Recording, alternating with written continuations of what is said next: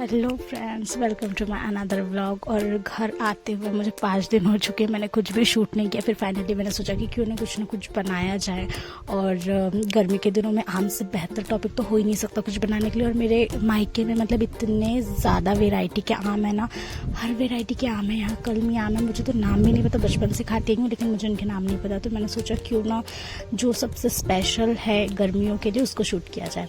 तो ये देखो, मैंने अपने घर के जो पीछे बाड़ी है और वहाँ पे आम के पेड़ है, मेरी दादी ने लगाए हुए, तो बहुत पहले से लगाए हुए। तो अब तो मुझे ऐसा लगता है मैं भी अपने आने वाले पोते पर पोतों के लिए आम के पेड़ ज़रूर लगाऊंगी, ताकि वो भी इस बात का तो फ्लेक्स कर ही सके कि वाह यार, हमारी दादी ने हमारे लिए क्या छोड़ा है। तो ये देखो, इसमें मतलब मैं देख रही हूँ कि मैं सोच ही रही थी इस वक्त कि मुझे भी लगाना चाहिए। अभी तो लगाऊंगी ज़रूर आगे चल के। उसके बाद में ये हमारे घर का सबसे मतलब अटेंशन सीकर आम जिसको हम कह सकते हैं वो है, क्योंकि इसका वेट बहुत ज़्यादा है। अभी ये जो आम है ना, ये पूरा हुआ भी नहीं, मतलब अभी कैरी ही था वो आम।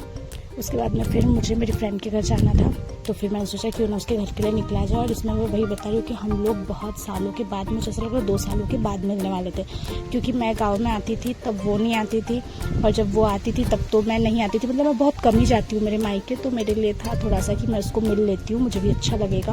हम फिर पहुँचे, जाते जाते हमने क्या देखा, हमारे घर का लड़का यहाँ खड़ा होकर मैं टाटा बाय बाय कर रहा, मतलब फुल यूट्यूबर वाली फीलिंग आ रही थी। ये है मेरा स्कूल, मतलब इसमें जो सबसे मेन पार्ट है ना वो गायब हो चुका है। तिरंगे झंडे का जो ये है ना, ये बना हुआ, उसके साइड में एक स्कूल था, एकदम खंडर टाइप था, लेकिन वो सबसे ज़्यादा यादगार था हम लोगों के लिए, क्योंकि हम उसके मतलब अराउंड ही ना हम उसके इतने सारे गेम्स खेलते थे ना, बहुत सारे। उसके बाद में मैं फाइनली उसके घर पहुंची, उसके पापा अभी थोड़े ये हुए हैं, तो उससे मिलना ना मेरा बहुत मन था कि यार मैं उससे कब मिलूंगी।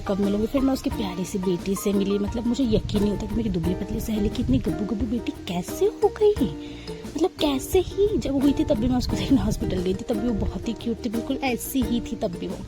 उसके बाद में फिर घर आई, फिर हमारा क्योंकि आम पे हमारा इतना ज़्यादा फोकस होता है ना, मतलब दिन रात हम आम खाते हैं, आम तोड़ते हैं, आम की चोरी करते हैं गाइस, घर में आम की चोरी करते हैं हम लोग।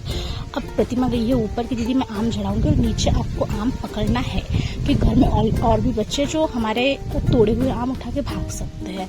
तो प्रतिमा ऊपर से आम झड़ा रही थी, मैं देख रही थी कि कोई आ ना जाए, और मुझे उसके आम उठाना भी था, क्योंकि आखिर हम पार्टनरशिप में थे, आधे आम उसके आधे मेरे। वैसे घर में बहुत आम है, लेकिन फिर भी जो ताज़े ताज़े आम तोड़ के खाने का मज़ा है ना, वो किसी और चीज़ में नहीं आता है। तो प्रतिमा ने बहुत सारे आम गिराए और मैंने बहुत सारे आम कलेक्ट किए, मतलब 4 से 5 उसने पाड़ बोलते हैं हमारे इधर उसको, वो गिराई और वो बहुत अच्छी लगी। दिन रात हम सिर्फ आम खाते। फिर चाची ने हमको पकड़ लिया बीच में, चाची ने उसको डांटा भी कि ये के बार बार आम तोड़ना लगा के रखा है, लेकिन फिर भी स्टिल वो अपने काम पे बनी रही, उसको कोई फ़र्क नहीं पड़ा, क्योंकि चोरी की नीयत उसकी पक्की हो चुकी थी।